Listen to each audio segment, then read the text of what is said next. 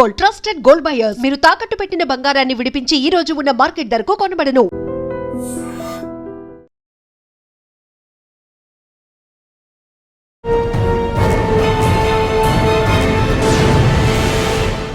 Welcome to Crime Diaries. ఈ వారం మన గెస్ట్ 2012 బ్యాచ్ పోలీస్ ఆఫీసర్, పేరు పెండ్యాల జయశంకర్ గారు, inspector cyber crime Hyderabad.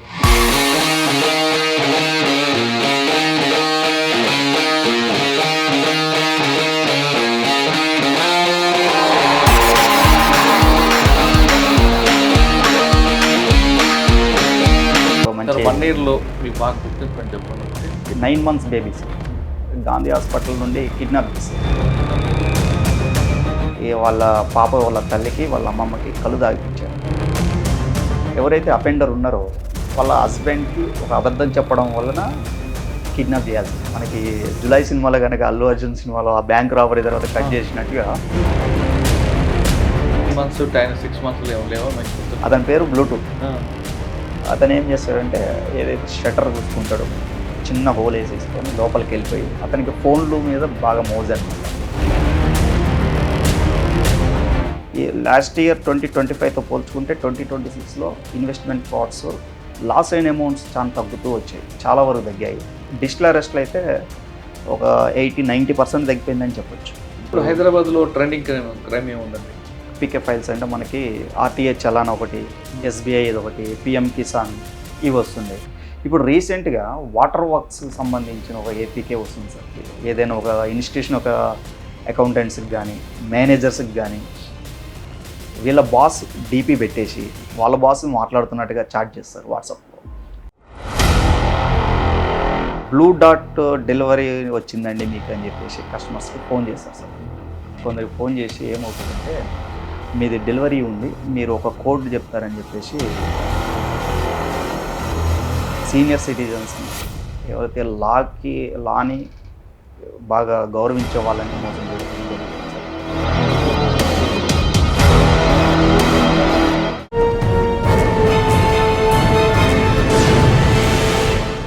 Welcome to Crime Diaries. ఈ వారం మన గెస్ట్ 2012 బ్యాచ్ పోలీస్ ఆఫీసర్, పేరు పెండ్యాల జయశంకర్ గారు, inspector cyber crime Hyderabad. Cyber crime అనగానే అందరు కూడా భయపడిపోతుంటారు. ఎందుకంటే అతను ఆ క్రిమినల్ కనీసం కత్తి కూడా వాడడు, వార్నింగ్ ఇవ్వడు, బెదిరించడు, కానీ ఒక ఇంటర్నెట్ సహాయంతో కోట్లాది రూపాయలు కొట్టేస్తుంటాడు. దానికి ప్రధాన కారణం మనమే. మనలో ఉన్న 2 లక్షణాలే వాడికి వరంగా మారాయి. ఆ 2 లక్షణాల్లో ఒకటి మన అమాయకత్వం లేదా మనలో అత్యాస. ఈ రెండింటిని వాడు వరంగా మార్చుకొని మనల్ని అందరి కాడికి దోచుకుంటుంటాడు. అందులోంచి ఎలా బయటపడాలి, పర్టికులర్గా సైబర్ క్రైమ్ మీద ఫోకస్ చేసిన హైదరాబాద్ సిపి గారు సజ్జనార్ గారు బాగా డిఫరెంట్ టీమ్స్ పెట్టడం, ముందు కేసు అవ్వడం, తర్వాత ఇన్వెస్టిగేషన్ చేయడం కాకుండా ప్రజల్లో అవగాహన తేయడానికి ఆయన డిఫరెంట్ కార్యక్రమాలు చేపట్టారు. అవేంటి, ఇప్పుడు ట్రెండింగ్ క్రైమ్ ఏముంది, దాన్ని ఎలాగా కంట్రోల్ చేస్తారనే విషయం మనకి జయశంకర్ గారు చెప్తారు. జయశంకర్ గారు నమస్తే. నమస్కారం సార్. సైబర్ క్రైమ్ అండి, ఇక్కడ ఎవరు నోటు విన్నా సైబర్ క్రైమ్. చేతిలో ఫోన్ ఉన్న అందరూ కాకపోయినా కొంచెం అత్యాస ఉన్న అవగాహన లేకపోయినా మోసపోతున్నారు. వాటికి మీ సిపి గారు కూడా కొత్త ప్రోగ్రాం పెట్టడం చేస్తున్నారు. ఇప్పుడు హైదరాబాద్లో ట్రెండింగ్ క్రైమ్ ఏముంది, సిపి గారు కొత్త ప్రోగ్రామ్స్ ఏం చేపట్టారు, దీనివల్ల ఇంపాక్ట్ ప్రజల నుంచి ఎలా వస్తుంది, వచ్చిందా రాలేదా, ఇంకా పూర్తిగా కాకుండా అక్కడక్కడ ఎందుకు ఇంకా ల్యాబ్స్ కనిపిస్తున్నాయి, ఈ 3 ప్రశ్నలకు సమాధానం చెప్పే ముందు పెండ్యాల జయశంకర్ గారు, పోలీస్ యూనిఫామ్ బై ఛాన్సా బై చాయిస్? ఛాన్స్ అండి, బై చాయిస్ సెలెక్ట్ చేసుకున్నాం. పోలీసులో రావడం అనేది అదొక చిన్ననాటి అంబిషన్. ఎవరిని చూసాం? ఎవరిని చూసి అంటే మాది కోదాడ అండి, సూర్యాపేట మండలం.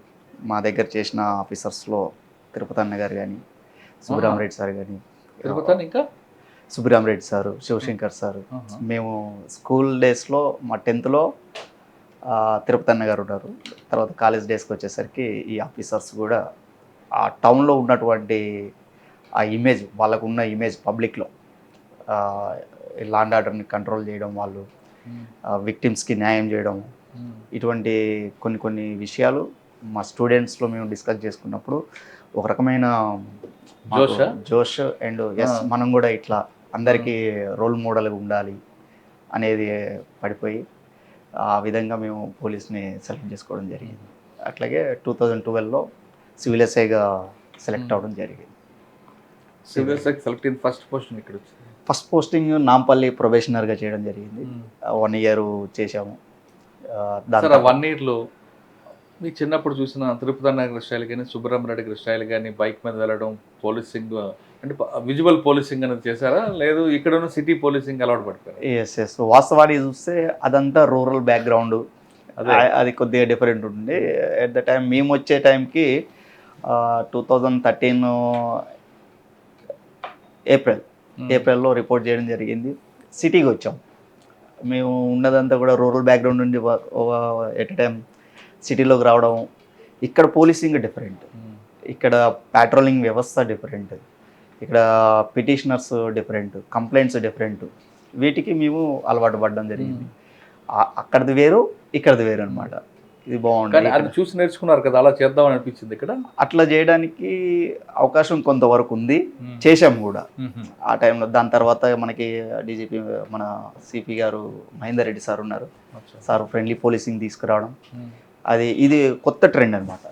ఒక విధంగా చెప్పాలంటే మేము వచ్చిన తర్వాతనే అండ్ మా ఫీలింగ్ బయటది కాదు కానీ మా ఫీలింగ్ ఏంటంటే ఎస్ మేము వచ్చాము, డిపార్ట్మెంట్ కొత్తగా వచ్చాము, కొత్త ఇనిషియేషన్స్. అప్పుడే కొత్తగా మన తెలంగాణ ఫామ్ అయింది, మంచి ఇనిషియేషన్స్, ఫ్రెండ్లీ పోలీసింగ్ తీసుకురావడం, ఇవన్నీ కూడా కొత్త పద్ధతుల్ని మేము అప్పుడే వచ్చి అలవాటు చేసుకొని సక్సెస్ అయ్యాము. కమ్యూనిటీ సీసీ ప్రోగ్రామ్స్ అని చెప్పేసి సీసీటీవీస్ మేమే పెట్టామన్నమాట. అంటే చాలా ఇనిషియేషన్. అది ఒక మంచి 1 ఇయర్లో మీకు బాగా గుర్తుండిపోయింది చెప్పండి ఒకటి, ఒక కేసు నాంపల్లిలో. ఆ టైంలో నాంపల్లిలో ఎక్కువగా మాకు ఇక పెట్టి ఇష్యూస్ ఎక్కువ ఉంటుంటాయి. ఒకటి క్వారలింగ్, గ్యాంగ్ వార్ ఒకటి అయ్యింది. గ్యాంగ్ వార్ అని కూడా కానీ కానీ రెండు పార్టీలు, 2 వర్గాలు కొట్లాడుకోవడం. దాన్ని ఇమీడియట్లీగా అప్పుడున్న ఎస్హెచ్ఓ గారు సలహాలతోటి టీమ్స్ ఫామ్ చేసి అందరినీ 2 వర్గాలను కూడా అరెస్ట్ చేయడము, వాడిని కూర్చోబెట్టి ఫర్దర్గా మనకి సిటీలో ఏమవుతుందంటే ఒక ఇన్సిడెంట్ అయిన తర్వాత అది స్పిల్ట్ అవుట్ అయిపోతుంది అంతా. అది కాకుండా కంట్రోల్ చేయడం అనేది మంచి ఎక్స్పీరియన్స్. నాంపల్లిలో ఎక్కువ pick pocketing, chain snatching, bag lifting స్టేషన్లో జరుగుతుంటాయి, కంప్లైంట్లు వస్తాయి. అసలు వాళ్ళని చెప్పింది నిజం అనిపిస్తుందా, లేదు ఫ్రాడ్ అనిపిస్తుందా? ఒకవేళ ఒక కంప్లైంట్ మీకు నిజం అనిపించింది అనుకోండి, మీ యాక్షన్ ఎలా ఉండేది? వాస్తవానికి సార్ మనకి నాంపల్లి రైల్వే స్టేషన్ ఉంటుండే సార్. అక్కడ టపోరీలు ఫుట్పాత్ మీద ఉండేసి వాళ్ళు ఏం చేస్తారంటే ఎక్కువగా రిపీట్ అయ్యే complaints sir. Passengers pass on అయ్యేటప్పుడు నైట్ టైంలో వాళ్ళ దగ్గరికి వెళ్ళడం, వాళ్ళతోటి మాట్లాడేసి వాళ్ళ చైన్లు ఇవి లాక్కెళ్ళడం అనేవి ఎక్కువ ఉంటుంది సార్. ఇక దానికోసం మేము స్పెషల్గా నైట్ ప్యాట్రోలింగ్ అనేది ఎక్కువగా అక్కడ స్టాటిక్గా ఒక ఓపీ కూడా ఉంటుంది సార్. దాన్ని స్ట్రెంథెన్ చేసి వాటిని తగ్గించాం సార్. వాళ్ళందరినీ కూడా బైండ్ ఓవర్లు చేయడం, ఆ టైంలో వాళ్ళందరినీ చేయడం వల్ల చాలా కంట్రోల్ అయింది సార్. కానీ అక్కడే మీకు ఒక బస్సు ఉంటుంది, ఆ బస్సులు ఇప్పుడు మీకు న్యూసెన్స్ ఉంటుంది, మరి ఆ బస్సు ఏమైనా ఫోకస్ చేశారా? Yes sir. అప్పుడు ఎస్హెచ్ఓ గారు కానీ మేము కానీ కమ్యూనిటీ పోలీసింగ్ స్టార్ట్ చేసాము. వాళ్ళ ఎల్డర్స్ అందరినీ కూడా. అనుకుంటా ఏం సార్? మాంగారి బస్సు. అది మాకు రాదు సార్, మాకు రాదు. ఏదో నిరంకారి బస్సు, లేదు జంగం బస్సు అని ఉంటుంది. అక్కడ కాంప్లికేషన్స్ ఏం లేవు, కానీ మేము అక్కడ ఉన్న ఎల్డర్స్ తోటి మాట్లాడడం. బజార్ ఘాట్ కూడా మీకు? బజార్ ఘాట్ కూడా వస్తుంది. బజార్ ఘాట్ అంతే కమర్షియల్ ఏరియా ఉంటుంది, అక్కడ పెద్ద కాంప్లికేషన్స్ ఏమి ఉండదు. మంగర్ బస్సు మళ్ళీ అది మంగళాట్ పిఎస్. ఓకే. నాంపల్లి తర్వాత ఎక్కడికి వచ్చారు? చిలకలు కూడా వచ్చాను సార్. అక్కడే ఉంటారు. చిలకలు కూడా క్వైట్ డిఫరెంట్ అనమాట నాంపల్లికి. ఇది ఇక ఎంటైర్ సిటీ మొత్తం కూడా చిలకలు కూడా పిఎస్ లిమిట్స్లో కనబడుతుంది. ఇంత మంచి చిలకలగూడలో ఎక్కువ రైల్వే దొంగతనం లాంటి మీకు రాకపోయిన జిఆర్పిది ట్రాక్ డివైడ్ అవుతుంది. Yes sir. అక్కడ కొంతమంది కూర్చొని ట్రైన్లో వస్తున్న సెల్ ఫోన్ మాట్లాడిన వాళ్ళని ట్రాక్ చేయడం, వాళ్ళని కర్రతో కొట్టి ఫోన్ కింద పడిపోగానే పట్టుకొని పారిపోవడం, ఈ నేపథ్యంలో ఎవరైనా ట్రైన్ దిగితే వాళ్ళని స్ట్రాపింగ్ చేయడం, ఇటువంటి సంఘటనలు ఎక్కువ రిపీట్ అయ్యాయి. ఆ టైంలో లేవు సార్ అవి. వాస్తవానికి మేము ఉన్న 2 years 14 to 16 చేసాము చిలకలు కూడా, కానీ అటువంటి క్రైమ్ ఏది లేదు సార్. ఈ తరహా క్రైమ్ ఉంటుంది అక్కడ? అక్కడ సార్ మామూలుగా రెగ్యులర్ బాగా రెసిడెన్షియల్ ఏరియా సార్ అది. చిలకలు కూడా మొత్తం కూడా దగ్గర 4.5 lakhs పబ్లిక్ పాపులేషన్ తోటి 3 kilometers రేడియస్లో ఉంటుండే సార్. అది అంతా కూడా రెగ్యులర్ వస్తుండే సార్. కానీ డే హెచ్పి, నైట్ హెచ్పీలు ఉంటాయి. అవి ఉంటాయి సార్. అప్పుడు స్నాచింగ్స్ కూడా ఎక్కువ అవుతుండే మన దగ్గర. ఎవ్రీడే మార్నింగ్ వాకర్స్ ఆ టైంలో స్నాచింగ్స్ అవుతుండే సార్. అక్కడ మంత్రి శంకర్ అని ఒక మీకు వాంటెడ్ క్రిమినల్ ఎప్పుడైనా ఎదురుపడ్డాడు? మాకు అప్పుడేం రాలేదు సార్. ఇళ్ళలో దూరిపోయి అంటే ఆయన కాదు ఇంకొక ఆయన ఇంట్లో పోయి మర్డర్ చేయడం కూడా జరిగింది కదా స్టేషన్ దగ్గరలోని. లేదు సార్, యాక్చువల్గా అంతకన్నా ముందు అయి ఉండదు సార్. మా దగ్గర మేము ఉన్న టైంలో అంత గ్రేవ్ ఏమీ కాలేదు సార్. కానీ మీ దగ్గర బాగానే జరిగి కదండి పద్మారావు నగర్ ఆ బెల్ట్ అంతా కూడా కొంచెం మీకే వస్తుంది కదా. మాకే వస్తుంది సార్. పద్మారావు కూడా మాకే క్రిమినల్ ఎక్కువ ఉండేది ఇక్కడ. క్రిమినల్స్ ఏం లేదు సార్, అంటే హ్యాబిచువల్ rowdy క్రిమినల్స్ elements ఎక్కువ ఉంటాయి కదా. కొద్దిగా రౌడీ షీటర్స్ ఉండే వాళ్ళందరికీ కూడా మనం ఫ్రీక్వెంట్గా కౌన్సిలింగ్ ఇవ్వడాలు, తర్వాత ఎనీ ఫెస్టివల్ ముందు వాళ్ళని బైండ్ అవుట్ ఎవరీ 6 monthsకి లేదంటే 1 yearకి ఒకసారి అంటే బైండ్ అవుట్ చేయడం. మీకు గుర్తున్న కేసు ఏముందా? చిలుకలు కూడా సార్ మీ part- అంటే సాటిస్ఫాక్టరీగా ఒక కేసు ఉండే sir. 9 months baby sir. Gandhi hospital నుండి కిడ్నాప్ చేస్తారు పాపని. వాళ్ళ అంటే గాంధీ హాస్పిటల్ ఎలా? గాంధీ హాస్పిటల్లో సార్ వాళ్ళ మదరు వాళ్ళ గ్రాండ్ మదర్ ఇద్దరు కూడా పాప ట్రీట్మెంట్ కోసం వస్తారు. వాళ్ళ నేపథ్యం వచ్చేసి నిజామాబాద్ నియర్ బై విలేజెస్లో వాచ్మెన్గా పనిచేస్తుంటారు. చాలా పూర్ ఫ్యామిలీ నుండి ఉన్నారు వాళ్ళు. గాంధీ హాస్పిటల్ పాపకి ప్రాబ్లం ఉంటే వచ్చారు. వచ్చిన తర్వాత ఒక లేడీ అండ్ ఒక ముసలాయన ఇద్దరు కూడా ఈ పాప దగ్గర తిరగడం, తల్లి దగ్గర. ఈవినింగ్ అయిన తర్వాత వాళ్ళ పాప వాళ్ళ తల్లికి వాళ్ళ అమ్మమ్మకి కళ్ళు తాగిపించారు. కళ్ళు తాగిపించి వీళ్ళు పడుకున్న తర్వాత అర్ధరాత్రి 2 ఆ టైంలో పాపను తీసుకొని వాళ్ళిద్దరు వెళ్ళిపోతారు. మనకి అందులో దొరికిన ఒక ఫోన్ నెంబర్ని ట్రేస్ చేసుకుంటూ దాదాపు కర్నూలు, కడప, అనంతపురం ఈ 3 డిస్ట్రిక్ట్స్ జల్లెడ బట్టి వారం రోజులు పట్టినట్టు ఉంది సార్. దగ్గర వారానికి మనం డిటెక్ట్ చేయడం జరిగింది సార్. ఇదన్నీ కూడా ఈ అఫెన్స్ సార్, ఎవరైతే అఫెండర్ ఉన్నారో వాళ్ళ హస్బెండ్కి ఒక అబద్ధం చెప్పడం వలన కిడ్నాప్ చేయాల్సి వచ్చింది సార్. ఎలా? తను పుట్టింటికి వెళ్తుంది సార్. వెళ్ళేటప్పుడు మిస్క్యారీ అవుతుంది. ఆ విషయాన్ని హస్బెండ్కి చెప్పకుండా దాచిపెట్టి ఇప్పుడు 9 months వచ్చింది, డెలివరీ అయింది, పాప పుట్టింది అని చెప్పేసి 3 months దాకా చేసుకొస్తారు. తర్వాత ఇంటికి వెళ్ళాలంటే పాప ఉండాలి. పాప ఉండాలి. యాక్చువల్గా వాళ్ళిద్దరిది లవ్ మ్యారేజ్. అతని ఏడికి రావడం భార్యాభర్తలు ఇద్దరిది కూడా లవ్ మ్యారేజ్. ఎవరైతే అఫెండర్ ఉన్నారో ఆమెది. అతను కర్నూలు, అతను ఈమెమో యాదగిరిగుట్ట దగ్గర విలేజ్. లవ్ మ్యారేజ్ అవ్వడంతో అతను ఇక్కడికి వచ్చేటోడు కాదు, ఆమె అక్కడ ఉంటుండే కర్నూలులో. హస్బెండ్కి ఈ విషయం చెప్పకపోవడం వలన పాప పుట్టింది, పెరిగింది అని చెప్పడం వలన మళ్ళీ హస్బెండ్ దగ్గరికి వెళ్ళాలంటే పాప కావాలి. కానీ ఈ 9 నెలలు ఆ హస్బెండ్ రాలేదు ఇక్కడికి? 9 నెలలు అంటే 4 months సార్. డెలివరీ కన్నా ముందు రాలేదా ఆయన? రాలేదు సార్. అంటే లవ్ మ్యారేజ్ కదా, ఓన్లీ ఫోన్లోనే కమ్యూనికేషన్ ఉంటుండే. రాలేదు. తర్వాత ఇక బేబీని తీసుకొని మళ్ళీ ఇంటికి వెళ్ళాలి, బేబీ కావాలి అంటే ఒక అబద్ధాన్ని కప్పిపుచ్చిన మరో అబద్ధం. ఒక అబద్ధం కావాలి. తను కొన్ని చోట్ల ట్రై చేసింది సార్ బాగానే, ఇది బేబీ ఏమన్నా అడాప్షన్కి దొరుకుతుందని. దొరకపోయేసరికి తనకున్న సోర్స్ తోటి కర్నూలులో తర్వాత చుట్టుపక్కల విలేజెస్లో కొందరితోటి అసోసియేట్ అవుతుంది బేబీని వెతికే టైంలో. అక్కడెక్కడ దొరకపోయేసరికి గాంధీ హాస్పిటల్లో చిన్నపిల్లలు ఉంటారు, వాళ్ళని ఎత్తుకెళ్దామని పన్నాగం పడి వచ్చి కిడ్నాప్ చేసి ఇక ఎవరిదైతే కమ్యూనికేషన్ ఉందో వాళ్ళందరినీ కట్ చేసుకుంటూ లాస్ట్కి హస్బెండ్ దగ్గరికి వెళ్ళిపోతుంది. అచ్చా, పాపని తీసుకొని. మీకు లీడ్ ఎక్కడి నుంచి వచ్చింది? ఒక నెంబర్తో తీసుకొని వెళ్ళాం. అది ఎవరిది? ఎవరైతే తనతో పాటు ఉన్నటువంటి ఒక ముసలతంది. వీళ్ళందరికి కూడా మాకు యజమానులు ఉన్నారు, వాళ్ళకి పాప కావాలి, మనం చూసిస్తే మనకు కూడా ఏమన్నా ఇస్తారు అని చెప్పేసి వీళ్ళందరికీ అబద్ధాలు చెప్పి ఇలా చేసి వాళ్ళని కూడా క్రైమ్లో పార్ట్ చేస్తుంది. సరే, మీరు ఆ లీడ్ తీసుకొని కర్నూలు వెళ్తారు. కర్నూలు ఆమె ఏమన్నా ఇచ్చిందా, భయపడిందా? వాస్తవానికి సార్, మేము ఏదైతే లీడ్ తీసుకున్నామో వాళ్ళందరినీ కూడా పాప దొరికిన తర్వాత వాళ్ళందరినీ కట్ చేసేసింది. మనకి జులై సినిమాలో కనుక అల్లు అర్జున్ సినిమాలో ఆ బ్యాంక్ రాబరీ తర్వాత కట్ చేసినట్టుగా మాకు చాలా ఇబ్బంది అయింది. తను చేసిన తప్పు ఏంటంటే ఒక్క నెంబర్ నుండి వాళ్ళ హస్బెండ్కి ఫోన్ చేసి వెళ్తుంది, సింగిల్ ఫోన్ కాల్. దాంతో మళ్ళీ ఆ ఫోన్ ఐఎంఏ ట్రేస్ అయ్యింది. మళ్ళీ ఐఎంఏ మళ్ళీ ట్రేస్ చేసి ఆ నెంబర్ ఎవరిదో చూసుకొని మళ్ళీ అతను మాట్లాడిన తర్వాత అతను ఎక్కడి నుండి ఆ నెంబర్ నుండి ఏ నెంబర్కి వెళ్ళిందో చూసి ఆ నెంబర్ ద్వారా మనం ట్రేస్ అవుట్ చేయడం జరుగుతుంది. ఏమన్నారండి హస్బెండ్? షాక్లో ఉన్నారండి వెళ్ళగానే.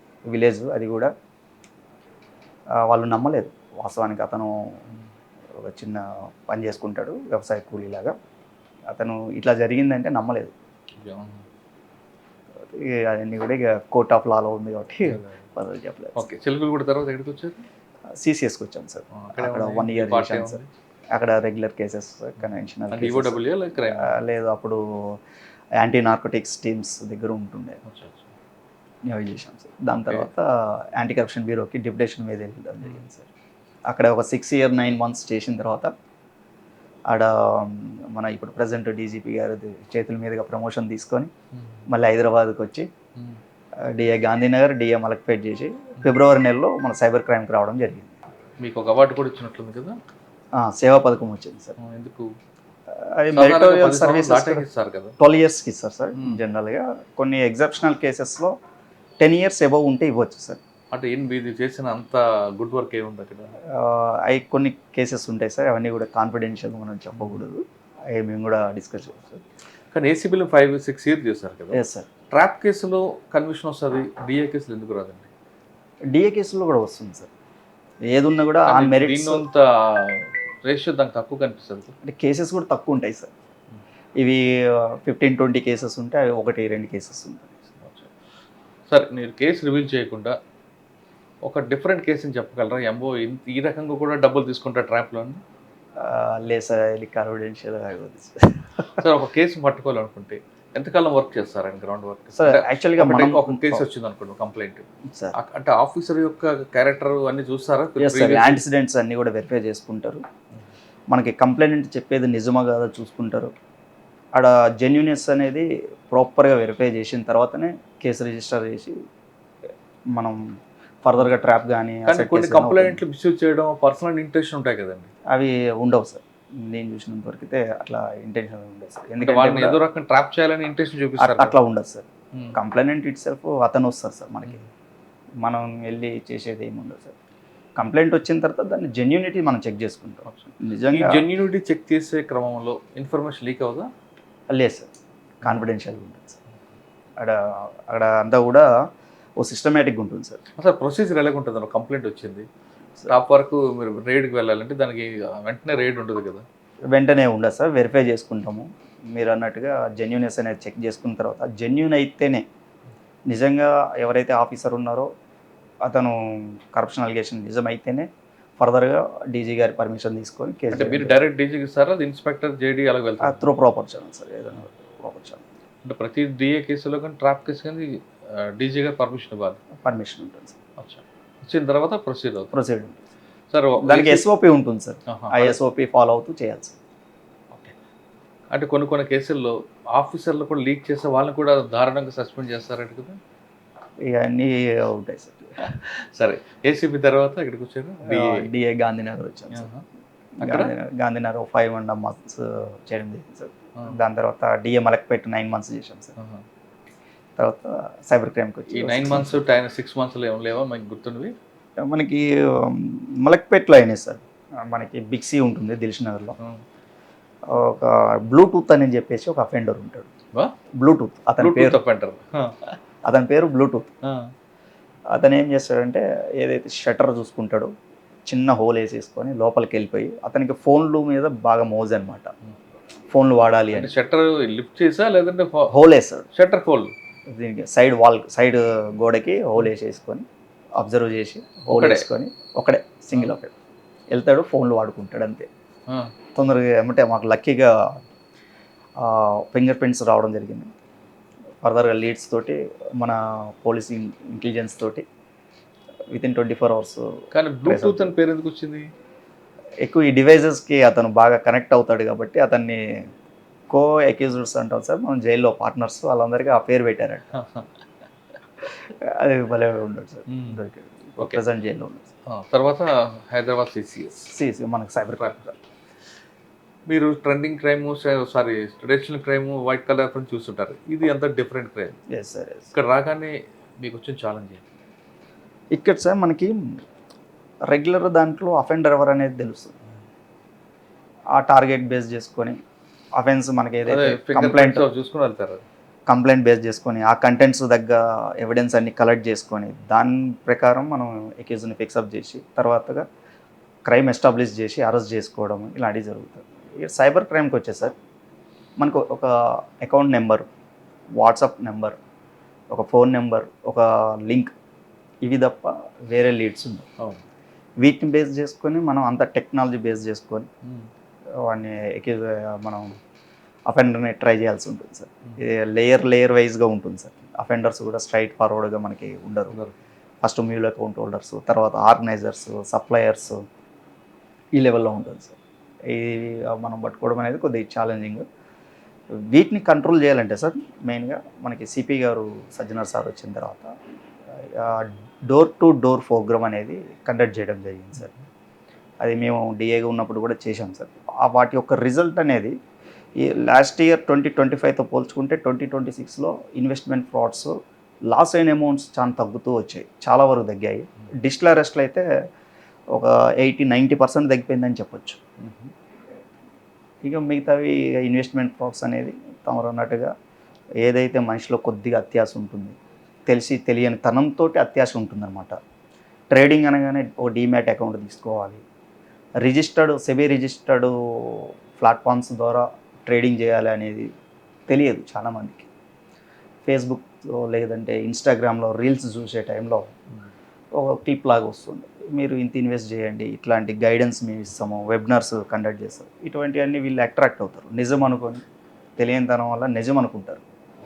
అరే నిజంగానే మనం ఒక 10,000 20,000 పెడితే 30,000 40,000 అట్లా డబుల్ లాభం వస్తుంది అనేసరికి వీళ్ళు ఆశపడేది నొక్కడము.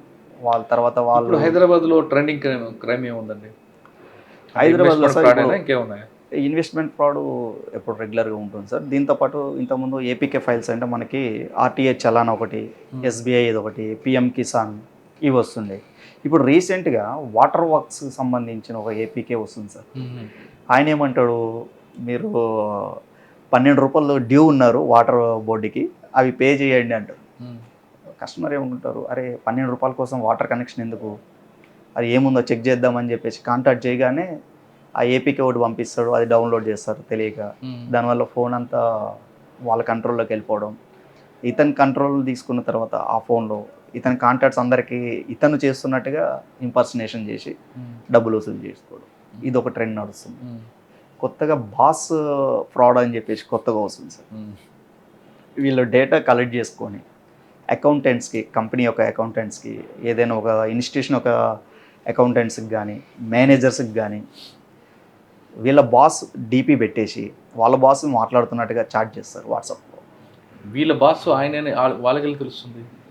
వీళ్ళ ఫోన్ యాక్సెస్ తీసుకుంటారు సార్. తీసుకొని వీళ్ళ బాస్ నెంబర్ డిలీట్ చేసి వేరే నెంబర్ పెట్టేసి సేమ్ ప్రొఫైల్ ఐడి వీళ్ళు క్రియేట్ చేస్తారు.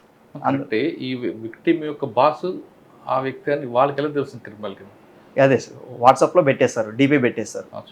డీపీ పెట్టేసి ఒకసారి చాట్ చేయగానే నేను ఇది నాది న్యూ నెంబరు, మీరు ఇది సేవ్ చేసుకోండి అని చెప్పగానే. కాదు నాకు క్వశ్చన్ అది కాదు. ఏ అని వ్యక్తి ఉన్నారు అకౌంటెంట్, ఏ అని వ్యక్తికి బి అని వ్యక్తి బాస్ రైట్, సి అని వ్యక్తి క్రిమినల్. ఎస్. ఏకి బిఏ బాస్ అని ఎలా తెలుస్తుంది? డి అవ్వచ్చు, సి అవ్వచ్చు కదా. ఈ ఫోన్ హ్యాక్ అవుతుంది సార్. అది అకౌంటెంట్ యొక్క ఫోన్ అనేది యాక్సెస్ తీసుకోవడము, దాంట్లో ఏమంటే వీరు ఆ బాస్ నెంబర్ డిలీట్ చేసి ఆ ప్లేస్లో ఇతను ఏదైతే పెట్టాలనుకున్నాడో ఆ నెంబర్ పెట్టేస్తాడు. ఆ నెంబర్ పెడతాడు. ఇతని కాంటాక్ట్లో అదే నెంబర్ సేవ్ అయ్యి ఉంటుంది ఫోన్లో. నేమ్ మారదు కదా సార్, కొత్త నెంబర్ నుండి రాదు, ఈ నెంబర్ నుండే వస్తుంది. అంటే ఈ నేమ్ నుండి వస్తుంది, కానీ అప్పటికే నెంబర్ మారిపోయి ఉంటుంది. మనం చూడడం సాధారణంగా నెంబర్ కాబట్టి అదే పేరులో ఉంటుంది. మెసేజ్ వచ్చేస్తుంది, పాత హిస్టరీ మారిపోతుంది, కొత్త this is my new number అని చెప్పి ఇట్లా కమ్యూనికేట్ చేయడము, లేదంటే దాంట్లోనే చాట్ క్లియర్ చేసి కొత్తగా విండో ఓపెన్ చేయడం. అంటే మనం బాస్ అని వచ్చినప్పుడు నెంబర్ కూడా వెరిఫై చేసుకోవాలి, పేరు సేవ్ అయిపోతుంది.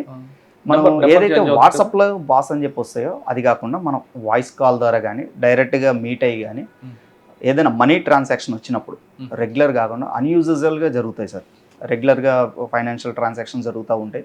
బాస్ రెగ్యులర్గా ఇచ్చే ఇన్స్ట్రక్షన్స్ కాకుండా కొత్తగా వచ్చే ఇన్స్ట్రక్షన్స్ ఏమైనా కొంచెమైనా మార్పు కనపడితే ఇమీడియట్లీగా ఫిజికల్గా వెరిఫై చేసుకోవడం అనేది ఉత్తమం. క్రాస్ చెక్ చేయాలి, క్రాస్ చెక్ చేసుకోవాలి సార్. అక్కడ వాయిస్ కాల్ అనేది తీసుకోవాలి సార్. అంతేగాని చెప్పారు కదా కోట్లు ట్రాన్స్ఫర్ చేస్తారు, కోట్లు ట్రాన్స్ఫర్ చేయొచ్చు. అదొకటి. ఓకే, ఇంకేమున్నాయండి ఇక్కడ కాకుండా? నెక్స్ట్ సార్ ఇది ఒకటి మనకి బ్లూ డాట్ డెలివరీ వచ్చిందండి మీకు అని చెప్పేసి కస్టమర్స్కి ఫోన్ చేస్తారు సార్. కొందరికి ఫోన్ చేసి ఏమవుతుందంటే మీది డెలివరీ ఉంది, మీరు ఒక కోడ్ చెప్తారని చెప్పేసి కాల్ ఫార్వర్డ్ ఇంకొక కోడ్ ఉంటుంది సార్, *21* అండ్ వీళ్ళు చెప్పే నెంబరు యాష్ కొట్టమంటారు. కొందరు తెలియక అది కొట్టడంతో ఎవరైతే ఎంటర్ చేస్తారో వాళ్ళ యొక్క ఫోన్ అనేది వాళ్ళకి యాక్సెస్ వెళ్ళిపోతుంది. ఓకే, అప్పుడు వాళ్ళ ఫోన్ హ్యాక్ అవుతుంది. సేమ్ మళ్ళీ వాళ్ళ బ్లూ డాట్ డెలివరీ వస్తున్నాయి కదా, మీ డెలివరీ ఇట్లా వచ్చింది, బ్లూ డాట్లో డెలివరీ వచ్చింది, మీరు ఈ నెంబర్ కొట్టండి లేదంటే మీకు డెలివరీ ఆగిపోతుందండి. వీళ్ళు ఏదో పెట్టి ఉండొచ్చు, అరే నిజం ఏదో వచ్చేటట్టు ఉందని చెప్పేసి అడవిలో వీళ్ళు వాళ్ళు చెప్పిన *21# వాళ్ళు చెప్పిన మొబైల్ నెంబర్ యాష్ కొట్టేస్తారు, ఫోన్ హ్యాక్ అయిపోతుంది. ఇక మళ్ళీ వాళ్ళు ఇక రెగ్యులర్గా మళ్ళీ వాట్సాప్లో అన్నోన్ పర్సన్స్ అందరికీ మెసేజ్ చేయడం, ఇతను అడిగినట్టుగా వాళ్ళని డబ్బులు అడగడం. కొందరు ఫ్రెండ్ అడిగారు, ఎమర్జెన్సీలు ఉన్నారు ఇట్లా అనేసరికి కొందరు వాళ్ళు చెప్పినట్టుగా అమౌంట్స్ వేయడము, అట్లా లాస్ అవుతుంటారు సార్. ఇప్పుడు ఇవి కొత్తగా వస్తున్నాయి సార్. ఓకే, బ్లాక్ మ్యాజిక్ అని కూడా మోసం చేస్తున్నారు ఇట్లా వచ్చే కంప్లైంట్స్. బ్లాక్ మ్యాజిక్ ఏం లేదు సార్, సైబరాబాద్లో రిపోర్ట్ అయ్యాక ఇక్కడ రాలేదు సార్. సార్ ఫైనల్గా చెప్పండి, కేసు కట్టడం, మీరు ఇన్వెస్టిగేట్ చేయడం అదంతా పెద్ద ప్రొసీజర్. ఆ ప్రొసీజర్లో సక్సెస్ అవుతాయి, కొన్ని కావు, అయినా పోయిన డబ్బులు మొత్తం కూడా రావు. అసలు ఇవి కాకుండా పబ్లిక్ ఎలాంటి అవేర్నెస్ చేసుకోవాలండి? Sir main sir social media అనే దాన్ని మనం 1-2 సార్లు చెక్ చేసుకోవాలి. ఇప్పుడు ఇన్వెస్ట్మెంట్స్ ఉన్నాయి, ఫర్ ఎగ్జాంపుల్ ఇన్వెస్ట్మెంట్లో ఇట్లా వస్తున్నాయి, ఈ స్టాక్స్ కొనాలి, ఇట్లాంటి వెబినార్స్ కానీ ఏదైనా వాట్సాప్ గ్రూప్లో అయినప్పుడు వీళ్ళు ఏం చేయాలంటే తెలిసిన వాళ్ళతోటి, ఇన్వెస్ట్మెంట్ తెలిసిన వాళ్ళతోటి సజెషన్ తీసుకోవాలి. లేదంటే చార్టెడ్ అకౌంట్స్ ఉన్నారు, వాళ్ళ సర్కిల్లో కూడా కొందరు ట్రేడింగ్ గురించి తెలిసిన వాళ్ళు ఉంటారు, వాళ్ళతో ఒకసారి డిస్కస్ చేయాలి. డిస్కస్ చేసిన తర్వాత ఇది నిజమా కాదా, అంతగా అనుమానం వస్తే కన్సర్న్ పోలీస్ స్టేషన్కి వెళ్ళిపోయి, మనకి ప్రతి పిఎస్లో కూడా సైబర్ వారియర్ ఉన్నారు, ఇలా వచ్చింది, ఇలా జరుగుతుంది, ఇది నిజమా కాదా, చిన్న క్లారిఫికేషన్. ఏమవుతుందండి, ఇప్పుడు మీరు లక్షలు ఇన్వెస్ట్మెంట్ పెట్టాలనుకున్నప్పుడు మినిమం బేసిక్ ఎంక్వైరీ చేసుకోవాలి కదా సార్. అలా బేసిక్ ఎంక్వైరీ చేసుకుంటే అది ఫ్రాడా కాదా అనేది తెలిసిపోతుంది. నెంబర్ 1 అంటే మనం పెట్టే ముందు క్రాస్ చెక్ అనేది కంపల్సరీ చేసుకోవాలి సార్. నెంబర్ 2 అది ఇన్వెస్ట్మెంట్ ఫ్రాడ్స్కి. Number 2 sir digital arrest sir, అది చాలా భయంకరమైనది. ఎవరైతే సీనియర్ సిటిజన్స్ని, ఎవరైతే లాని బాగా గౌరవించే వాళ్ళని మోసం చేయడం అనేది జరుగుతుంది సార్. అది మనం సిపి గారు సజ్జనర్ సార్ పెట్టిన డోర్ టు డోర్ ప్రోగ్రామ్ వల్ల సార్, మన ప్రతి పిఎస్లో every Wednesday and Saturday community బేసిస్గా డోర్ టు డోర్ మనమే ప్రతి ఏరియాలోకి వెళ్ళి అవేర్నెస్ ఇవ్వడం వల్ల ఇప్పుడు చాలా తగ్గినాయి సార్. అవి మనకి డిజిటల్ అరెస్ట్ అనేది మనకి చట్టంలో లేదు సార్. వీళ్ళు డిజిటల్ అరెస్ట్ అంటే కన్సర్న్ లోకల్ ఉంటారు, పోలీస్ స్టేషన్కి వెళ్ళాలి, సరే ఇలా వచ్చింది మమ్మల్ని ఇట్లా అంటున్నారు, నిజమా కాదా, వాళ్ళతో ఒకసారి మాట్లాడి, అంతే కదా సార్. మీరు ఏదైతే తప్పు చేయలేదు, మీరు తప్పు చేశారు అన్నారు కదా, ఒకసారి మీరు లోకల్ పిఎస్ తోటి కన్ఫర్మ్ చేసుకోండి, ఒక సలహా తీసుకోండి, అట్లా భయపడొద్దు. పోలీస్ తోటి నిరంతరం మేము వస్తాము, పోలీస్ మీరు కూడా ఇంటరాక్ట్ అవ్వాలి. ప్రజలకి చెప్పేది ఏంటంటే మీ ఏరియాలోకి వచ్చే బ్లూ కోడ్స్లో కానీ మేము పెట్టే అవేర్నెస్ ఒకసారి పరిచయం పెంచుకోండి పోలీస్ తోటి. ఇటువంటి సందేహాలు ఏమున్నా కూడా వాళ్ళతోటి మాట్లాడితే నివృత్తి చేస్తారు. ఫర్దర్గా ఇలాంటివన్నీ జరుగు. వీళ్ళకే కాకుండా వాళ్ళ బంధువులు ఎవరికైనా ఇలాంటి సమస్య వచ్చినప్పుడు కూడా మీరు ఇట్లా వెళ్ళిపోవచ్చు మన సైబర్ వారియర్కి. కానీ కొత్తగా సైబర్ సింబాస్ అని చెప్పేసి మనం వాలంటీర్స్ని కూడా తీసుకున్నాం సార్.